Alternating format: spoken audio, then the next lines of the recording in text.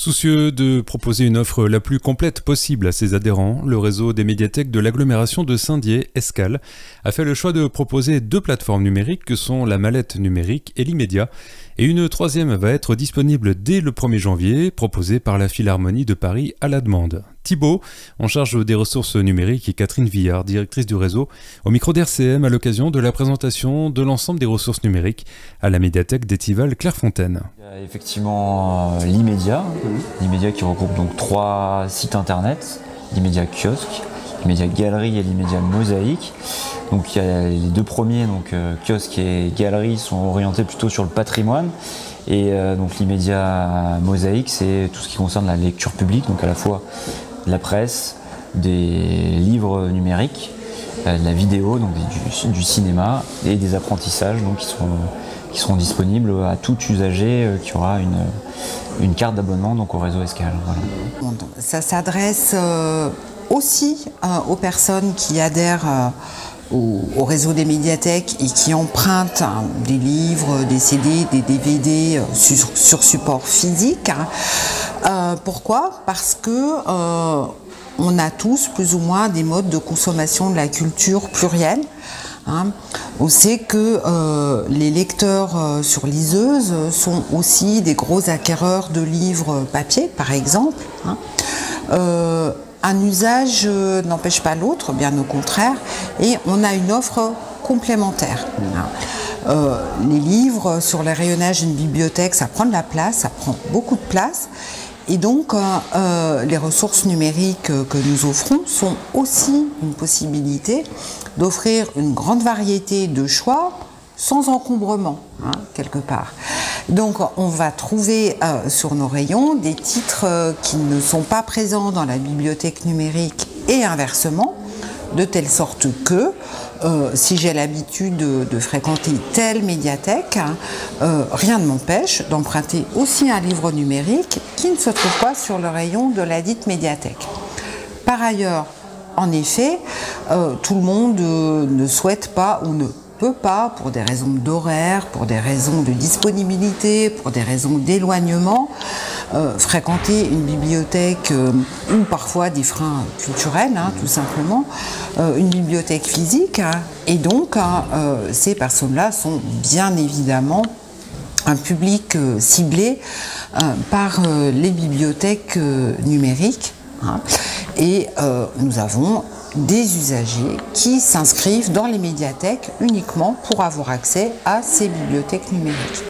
Exactement, sur les 2 premiers, effectivement, l'Immédiat Kiosque et l'Immédiat Galerie, toutes les ressources, tous les documents qui sont disponibles sur ces 2 sites internet sont totalement libres de droit, donc sont à la fois modifiables, transformables à l'envie et utilisables effectivement en médiation, en atelier, pour faire travailler soit les enfants ou des adultes, ou même être utilisés pour des recherches dans le cadre d'études. Effectivement, c'est possible. Complètement, c'est un service public, et d'essayer d'aller effectivement chercher toutes les personnes qui n'ont pas l'habitude d'aller aussi en médiathèque, et d'essayer de de leur donner envie de découvrir à la fois du patrimoine et des ressources numériques pour faire un pont entre effectivement le lieu physique et le lieu numérique. La deuxième ressource numérique, c'est la mallette numérique. Autre philosophie, autre population, autre cible? Alors, oui, oui et non. Oui et non. Alors, le premier élément qui différencie le public de l'Immédiat du public de la mallette numérique, c'est que l'Immédiat s'adresse aux personnes inscrites dans le réseau Escales, c'est-à-dire les médiathèques intercommunales de la communauté d'agglomération, alors que la mallette numérique est accessible pour toute personne inscrite dans une des 25 bibliothèques du territoire de la communauté d'agglomération. C'est-à-dire qu'une bibliothèque communale d'un village ou d'une petite commune du territoire a accès à la mallette numérique dès lors qu'elle est inscrite dans cette bibliothèque, ce qui n'est pas le cas pour l'Immédiat. Voilà, donc déjà, le public visé n'est pas tout à fait le même. Ensuite, au niveau des ressources proposées, il y a des différences, hein. On a plus de tutoriels, plus d'apprentissage sur la mallette numérique, mais on a moins de livres numériques, beaucoup de moins de livres numériques, hein. Ensuite, la manière d'éditorialiser, c'est-à-dire de proposer un accès, un chemin, un accompagnement au public, hein, n'est pas le même, il n'est pas fait dans le même esprit, dans l'immédiat et dans la mallette numérique. Donc, on s'adresse bien à deux types de publics différents, avec des ressources complémentaires et des manières de les éditorialiser qui, elles aussi, sont différentes, donc complémentaires. Voilà. Et dans cette idée de complémentarité, arrive en janvier une troisième ressource numérique, qui est avec la Philharmonie, c'est ça? Exactement, Philharmonie de Paris à la demande, donc effectivement qui est une ressource numérique qui est centrée donc, sur la musique, comme son nom l'indique, et qui propose d'avoir accès à de nombreuses ressources, 70 000 documents, concerts, archives de la Philharmonie de Paris et des salles qui y sont associées, donc des concerts en entier qui ont été filmés, qui est possible de consulter, un certain nombre de concerts audio également, et puis des fiches qui présentent à la fois au choix un compositeur ou une musique spécifique, un instrument, où on a des écoutes possibles à chaque fois incrustées dans l'éditorialisation justement de ces contenus, et donc à chaque fois il y a des petites capsules musicales pour bien comprendre le cheminement du compositeur ou une culture précise dans sa construction, dans la façon dont elle vit la musique et dont elle se construit autour aussi de ces sonorités différentes et diverses qui sont intéressantes. Il y a effectivement des applications musicales qu'on a pu retrouver qui vous permet par exemple comme Pierre et le Loup que je vous ai montré tout à l'heure, qui permet effectivement d'essayer de faire découvrir aux enfants ou redécouvrir aux enfants quel est l'instrument qui se cache derrière tel personnage, et d'essayer de leur faire redeviner.